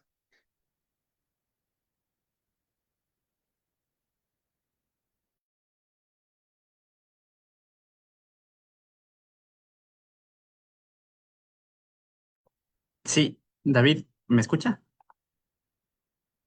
Sí. Sí, ya, correcto. Por favor, tenemos en el espacio de preguntas, bueno, además de buenos comentarios que hemos recibido por parte de las personas que nos están siguiendo en esta tarde, me gustaría mencionar que Diana Salmer nos menciona felicitaciones y éxitos en estos espacios nutritivos que generan grandes aportes en la ciencia archivística. Mabel Calvache, hermoso evento. María Elisa León, muchísimas felicidades por estos encuentros. Son espacios fundamentales para el aporte y el diálogo entre jóvenes historiadores e investigadores dedicados a la ciencia archivística. También Jimmy Chung nos comenta, es destacado el trabajo que el Archivo Nacional realiza y resaltar su misión como la de reunir, conservar y difundir el patrimonio histórico documental, incluido el digital, para todas las generaciones. Patricia Peñafil nos comenta, las mesas de diálogo son tan importantes. Hoy nos muestran no solo la diversidad documental, sino también a los actores involucrados en una tarea multidisciplinaria que conjunta e invita a conocer, a valorar, a construir historias. Gran labor, Archivo Histórico Nacional. Como preguntas, tenemos Memoria Nacional nos comenta, buenas tardes, preguntas para los moderadores, por favor. Para David, como usuarios del archivo, ¿qué temas de investigación propondrían teniendo como objeto el archivo, más allá de los históricos? Y para Alfonso Ortiz Crespo, a partir de todo lo expuesto en esta primera mesa de diálogo, ¿cuál sería su idea de un espacio idóneo para el Archivo Nacional? Les doy la palabra, por favor. Muchas gracias por la palabra. No sé si empiezo yo, más bien empieza el arquitecto Alfonso. Bueno, empiezo yo. Bueno, ¿qué temas de investigación se pueden proponer? Bueno, ustedes saben que actualmente en nuestra sociedad el ámbito cultural realmente ha sido un ámbito que ha sido un poco golpeado, ¿sí? Realmente se carece a veces de recursos, de iniciativas, a veces también de impulso. Y es ahí donde la investigación se convierte en una herramienta de combate a la desmemoria, sea cual sea. Realmente no importa el tema. Mientras sea una investigación que pueda llegar a la ciudadanía, que pueda invitar a la reflexión sobre cualquier rama de la historia, entonces es una investigación que vale la pena. Ahora, tantos temas que hay, historia política, historia cultural y tantos temas comunes que no necesariamente tienen que estar, ¿no es cierto?, dentro de las corrientes historiográficas, ¿no es cierto?, y que puedan resultar rigurosas y complicadas. El solo hecho de curiosear, ¿sí?, de ingresar a los fondos documentales y solamente pensar en un tema que es, por ejemplo, que puede surgir en cualquier momento. Actualmente tenemos fechas históricas, ¿no es cierto? Y muchos no se preguntan detrás de la fecha qué hay, ¿no es cierto? Celebramos un 10 de agosto, ¿no es cierto? Y nadie se pregunta qué en realidad significa el 10 de agosto, qué hay detrás de este evento.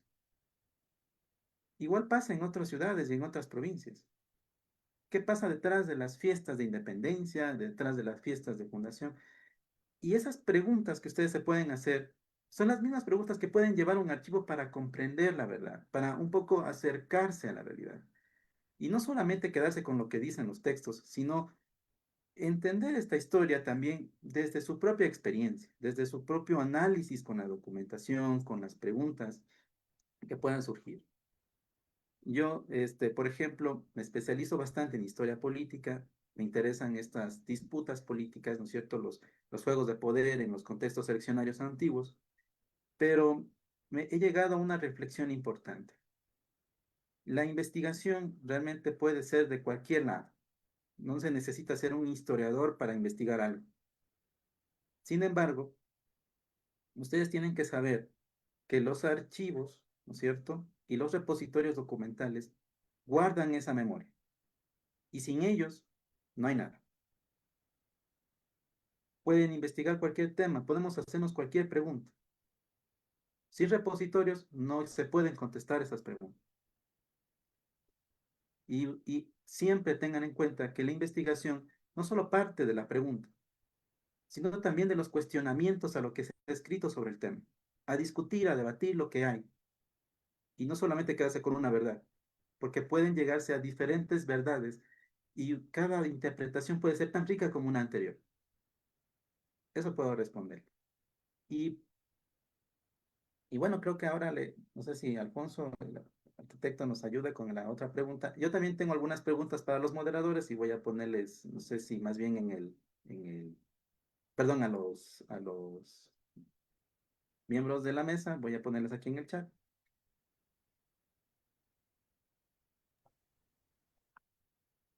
Alfonso tal vez se encuentra por ahí.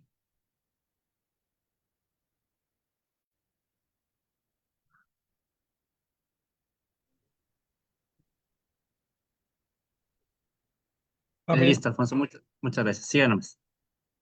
gracias. A ver, ¿cuál es el espacio idóneo para un archivo nacional? El que resulte de una profunda investigación de muchos aspectos, no solamente los aspectos que tienen que ver con la función mismo del edificio, sino también con su emplazamiento, su accesibilidad, su presencia, su presencia urbana, me refiero. Es decir, que se convierta en un hito de la modernidad. La mejor manera, sin duda, es hacer un nuevo edificio siempre para edificios de esta categoría. La readecuación de algún edificio depende mucho de la emplazamiento de ese edificio, de su tamaño, de su posible adecuación. Y, por ejemplo, recuerdo haber visitado en México el Archivo Nacional en México, en el antiguo penal de Lecumberri. Es un panóptico, como nuestro panóptico. El penal García Moreno, que está abandonado desde hace más de una década y que no tiene ninguna propuesta real para ser rehabilitado, y que es uno de los edificios más importantes del siglo XIX y que fue durante largo tiempo el edificio más grande que se había construido en el país y que ahora está abandonado. Pero es el lugar adecuado para poner el archivo. Creo que en las circunstancias actuales sería absurdo poner ahí el Archivo Nacional, dado que el entorno de San Roque es un entorno que tiene muchos conflictos ambientales, de tránsito, sociales, etcétera. Algún momento, probablemente en una noche de delirio, se le ocurrió a una persona que no quiero nombrar que se le convierte en hotel de 5 estrellas. Otro absurdo, no entender lo que es ese edificio, dónde está, quiénes le rodean, etcétera.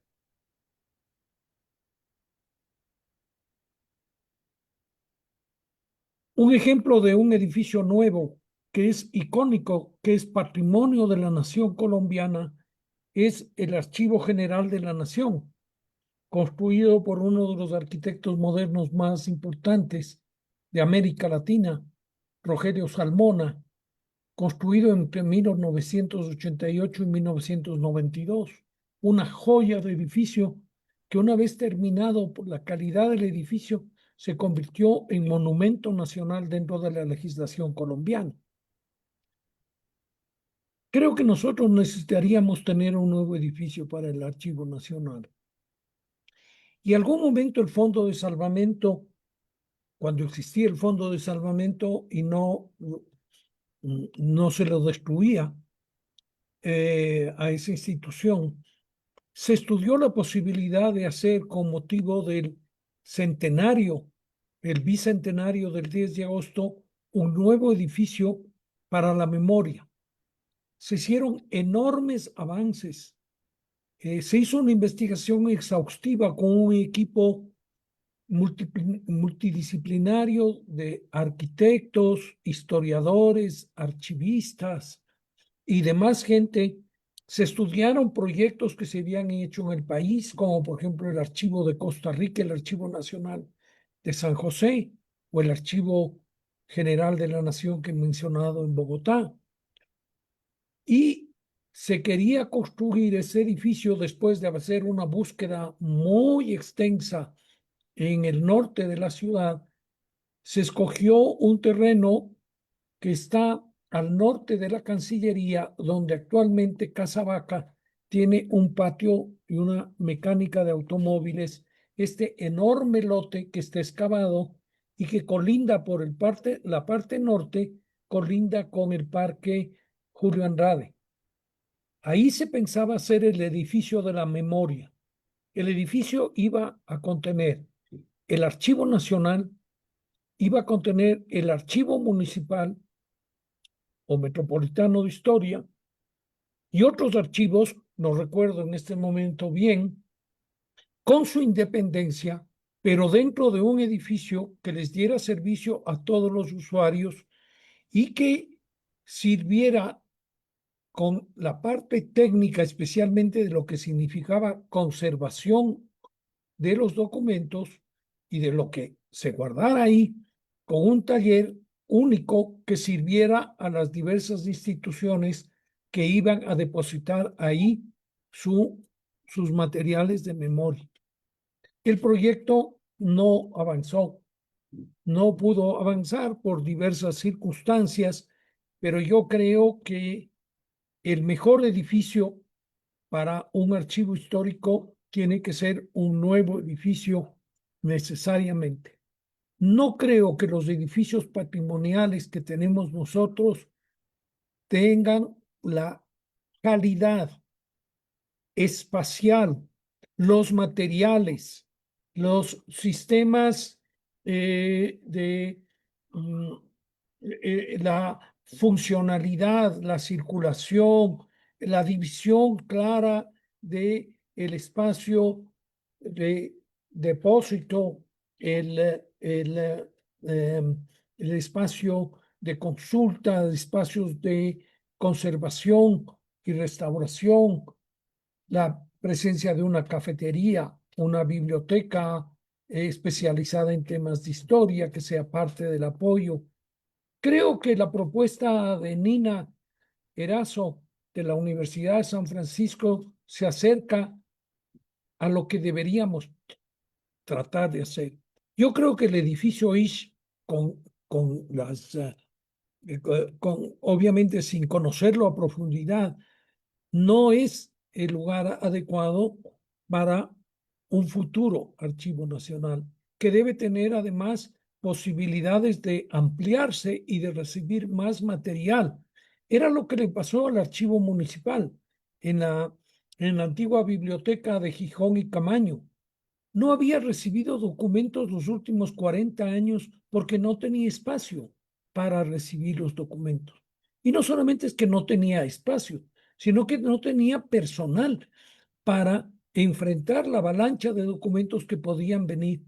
De tal manera que son archivos que no han recibido material nuevo desde hace décadas, porque tienen enormes limitaciones por el espacio y obviamente también por las otras circunstancias que refiero.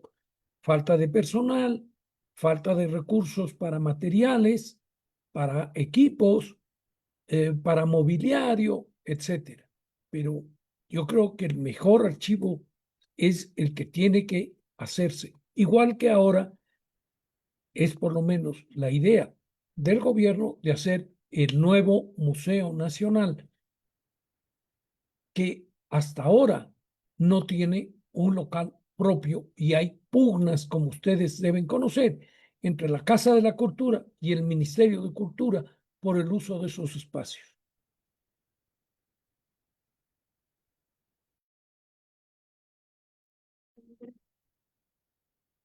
Muchas gracias, arquitecto Ortiz. Continuamos con las preguntas, en este caso planteadas por David Sánchez, nuestro moderador, a Denis Vargas. En el proceso de desarrollo, ¿hubo algún aspecto inesperado que aprendiste directamente de la interacción con usuarios reales en sala? ¿Y cómo ese aprendizaje modificó el diseño final de la aplicación? Por favor, Denis. Sí, ya al momento del desarrollo, como dije, yo hice las pasantías, yo también ayudaba en la sala algunas veces. Entonces los usuarios al momento de crear la contraseña se olvidaban un instante y claro, entonces no había la recuperación de contraseña que ahora todo el sistema debe tener. Entonces, tomando en cuenta eso, se agregó la recuperación de contraseña mediante el correo electrónico. Otra de las situaciones era que los administradores o custodios tenían que devolver un documento a la vez y eso les demoraba mucho porque había muchas solicitudes. Entonces se agregó una selección del checkbox que se pueden seleccionar todos los documentos que ellos deseen y despachar con un solo clic. Igual en los usuarios al momento de realizar las consultas. Yo también les ayudaba y muchas veces yo no conocía dónde se ubicaba cada repositorio o cada documento. Entonces, pensando en eso, se agregó la búsqueda dinámica y fue lo que al final del desarrollo se agregó todas esas implementaciones que están de acuerdo a las necesidades del usuario. Y claro, al final el sistema quedó con una accesibilidad que es mejor que la anterior.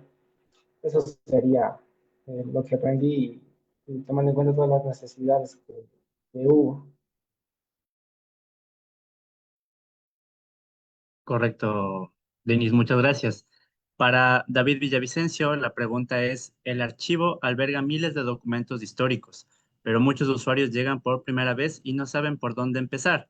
¿Qué soluciones innovadoras se implementaron para acompañar y guiar a estos usuarios novatos en el portal digital en su primera versión? Por favor, David. Em, Buenas tardes. O sea, lo que se podría implementar sería un chatbot con inteligencia artificial para personalizar las preguntas. Dependiendo del usuario, se le podría hacer tres preguntas claves, ¿no? ¿Qué le atrae hoy? ¿Qué te gustaría buscar? ¿Qué, qué historia, qué tipo de historia te gusta? Tipo de preguntas así, ¿no? Dependiendo su respuesta, el chatbot igual le daría una visualización de diferentes documentos y con esos documentos igual le podría ayudar al cliente a saber si quiere visualizar documentos relacionados al tema y cosas así. Yo diría que un chatbot es lo mejor para un cliente que recién está buscando algo que buscar y algo rápido también. De acuerdo, David. Muchísimas gracias. Por favor, finalmente, pregunta para Eddie Terán y Jamie Enríquez. En la era digital, la atención es cada vez más limitada. ¿Qué decisiones de diseño tomaron específicamente para captar y mantener el interés del público joven en la revista digital sin sacrificar profundidad ni rigor institucional? Adelante. Bueno, sí, como dice esta pregunta, es cada vez es más complicado captar la atención de las personas si no capta tu atención en los primeros segundos, es como pasa y pasa. Entonces, en esta edición nos enfocamos como que en captar la atención del público joven que hoy en día busca mucho contenidos visuales rápidos y claros. Entonces, para esto aplicamos un diseño, primero que nada, limpio y jerarquizado, con tipografías modernas y legibles, no la típica tipografía como serifada y así, que nos da como un toque más antiguo, por decirlo de alguna manera, y también mucho respiro visual, como que cuando vemos un texto que tiene muchas cosas es como nos aturde y no queremos, entonces el ruido, el respiro visual nos ayuda muchísimo a evitar el ruido visual. También la paleta que mezcla lo institucional con toques frescos y modernos, como la paleta de colores llamativa, y así no sacrificamos como la profundidad de la revista ni el rigor de la institución, sino que agarramos estos aspectos y lo transmitimos de una manera más amigable y funcional. Y también complementándole a Jamie, bueno, más que nada nosotros nos enfocamos en usar todo lo que son títulos llamativos y también estos iconos que eran interactivos y elementos gráficos que obviamente nos iban a generar este interés más que nada desde el primer vistazo. Porque ahora en nuestras generaciones más que nada, hasta me identifico, no estamos en condiciones de estar leyendo bastante texto, entonces más bien nos gusta cosas que estén interactivas.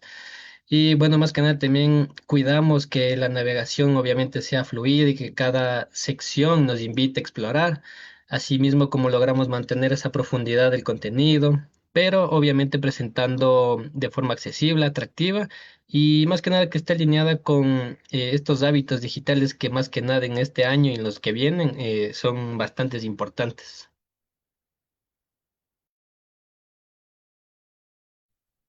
Listo, chicos. Muchas gracias. En ese caso, hemos terminado con la ronda de preguntas. No sé si tal vez David tenga alguna conclusión final tras las respuestas. Muchas gracias, Jonathan. No, me parece bastante pertinente lo que han dicho los participantes. Creo que si necesitamos a alguien, en el caso, por ejemplo, último que nos ha mencionado Eddie Terán y Jamie Enríquez, por ejemplo, nosotros que ya estamos un poco ya, eh, digamos, en una edad ya más avanzada, se puede decir, para poder llegar a la ciudadanía y darle importancia al archivo o darle importancia a la investigación, pues sí, siempre va a ser necesario la opinión de los jóvenes y su interacción, porque si no, el archivo se queda ahí, no llega a ninguna parte.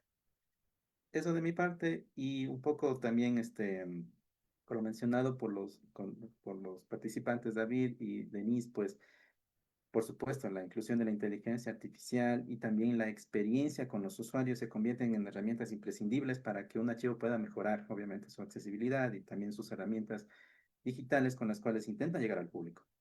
Y claro, hoy en día tenemos una serie de herramientas muy importantes que se pueden adaptar y que creo que pueden permitir que los archivos históricos a nivel nacional puedan permitir llegar a los usuarios de una forma más accesible. El problema que hemos tenido todos estos años es que no hemos sabido aprovechar estas tecnologías.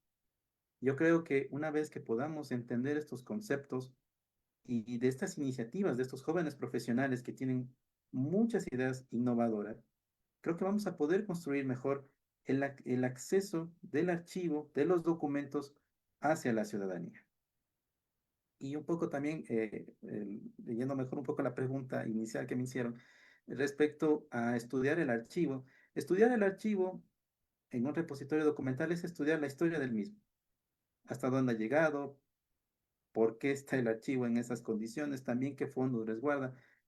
Todos los archivos históricos tienen una historia detrás, una historia de, una historia de inicios, de fracasos, de inicios otra vez, pero siempre estos repositorios de memoria social han tenido que combatir el olvido durante muchos años.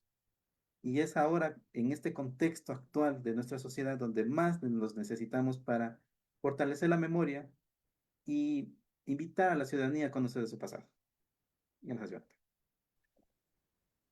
Listo. Agradecemos a David y también, bueno, al arquitecto Ortiz Crespo por su tiempo el día de hoy. Gracias a los presentes por haber acompañado estas jornadas de diálogo. Las intervenciones que hemos escuchado hoy sin duda reafirman la importancia del archivo como un espacio vivo, que no solo resguarda la memoria, sino que también inspira proyectos, investigaciones y construcción colectiva del conocimiento en nuevos profesionales.